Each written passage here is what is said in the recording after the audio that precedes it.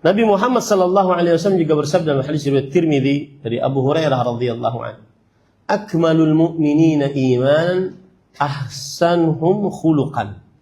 Khairukum khairukum linisa'ihim." Orang-orang beriman yang paling baik dan paling sempurna imannya adalah yang paling baik akhlaknya.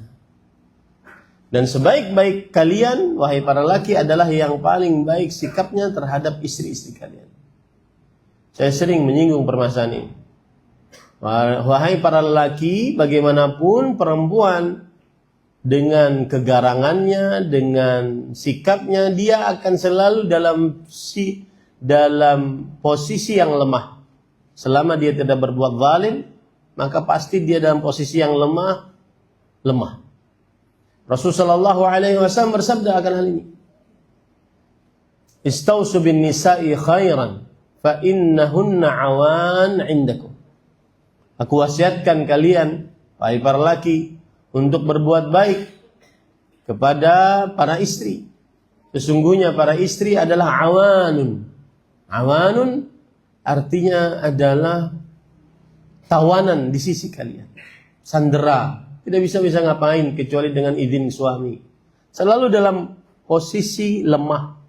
Maka oleh sebab itu syariat membatasi agar perempuan tidak dizalimi.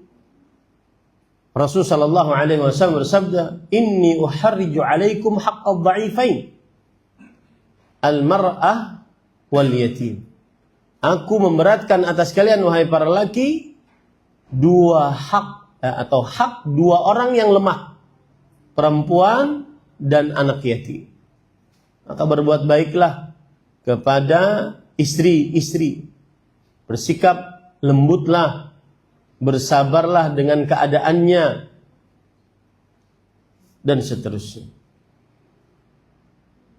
Bahkan bisa menjadi standarisasi seorang lelaki ini berakhlak baik, dilihat bagaimana sikapnya kepada istrinya, kepada anak-anak perempuannya, adik-adik perempuannya, ibunya. Di sini saya ingin menyinggung, ada sebagian kadang-kadang anak-anak melihat orang tuanya berpoligami. Kemudian sang ibu dia lihat tidak sabar dengan keadaan ini. Mulai sang ibu bersikap mungkin berkata kasar, berkata tidak mengenakan hati suami. Yang pertama, suami harus bersabar. Kemudian sang anak lebih harus bersabar lagi dengan keadaan ibunya. Karena kadang-kadang anak lebih condong kepada bapaknya karena yang ngasih duit bapaknya. Ini tidak boleh terjadi. Sampai merendahkan keadaan ibu, ini tidak boleh terjadi. Dan itu sebuah kedurhakaan. Ini para ikhwan yang dirahmati oleh Allah Subhanahu wa taala.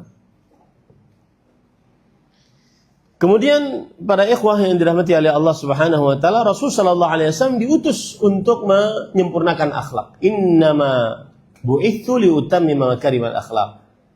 Di dalam hadis yang diriwayatkan oleh Imam Al-Bazzar, dalam hadis riwayat Imam Ahmad dengan lafaz innama bu'itsu liutammima salihal akhlak. Sesungguhnya aku diutus untuk menyempurnakan akhlak-akhlak yang mulia.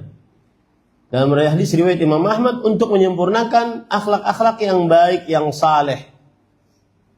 Ini menunjukkan bahwa Allah Subhanahu wa taala mengutus Nabi Muhammad sallallahu alaihi wasallam agar mengajak manusia kepada akhlak yang baik, kepada perbuatan-perbuatan yang baik. Dan ini salah satu tujuan dari dakwah Rasulullah sallallahu alaihi wa ala alihi wasallam. Dan akhirnya memang terjadi seperti itu. Rasul sallallahu alaihi wasallam ucapannya mengajak kepada akhlak yang mulia, perbuatannya mencontohkan akhlak yang mulia. Perbuatannya mencontohkan akhlak yang mulia. Contoh, orang dalam Rasul sallallahu alaihi wasallam bercerita. Kita kalau ingin tahu bagaimana hakikat seseorang, tanya orang dalamnya.